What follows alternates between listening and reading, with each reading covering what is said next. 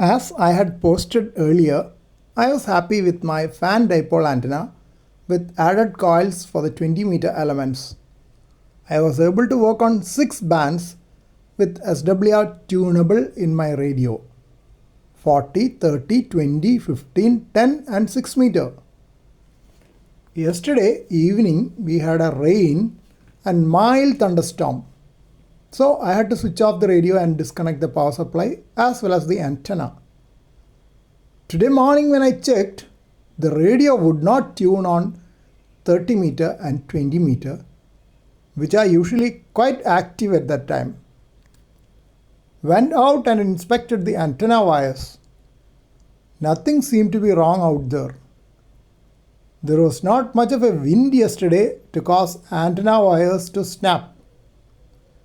SWR dip on nano VNA had shifted down to 10 MHz and was 3.231 beyond the tunable range of the radio on 30 meter amateur radio band. SWR dip near 20 meter band was at 13.025 MHz and 2.681. That was much below the 20 meter amateur radio band and explained the untunable high SWR in 20 meter band. So rain had caused loss of access to 20 meter and 30 meter bands in my antenna without any obvious physical damage.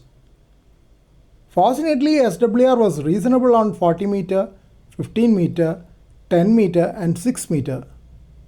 Still, when I contacted VU2 RZA during the pre-Belgaum roundtable, I was asked what had happened as my signal was weak, 5 and 7 instead of the usual 5 and 9.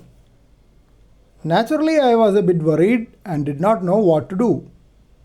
Anyway, as the rain had subsided at night itself, I decided to wait till sun warms the antenna system.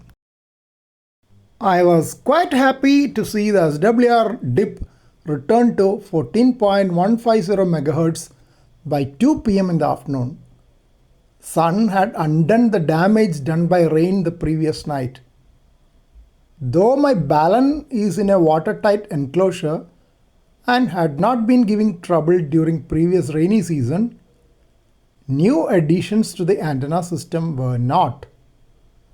The loading coils were not enclosed and the folded back segments of the 20 meter elements could also gather moisture during rain. These could have caused the shift in SWR. When the very hot sun these days had dried the antenna components by afternoon, SWR would have returned to the previous position.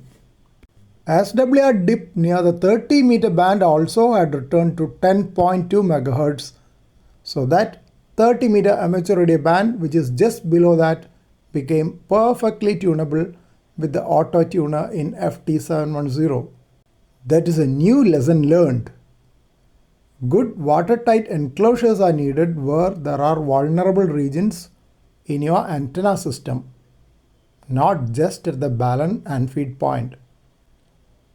Collection of water particles could have shifted the resonant frequency downwards, which returned to previous position after drying up.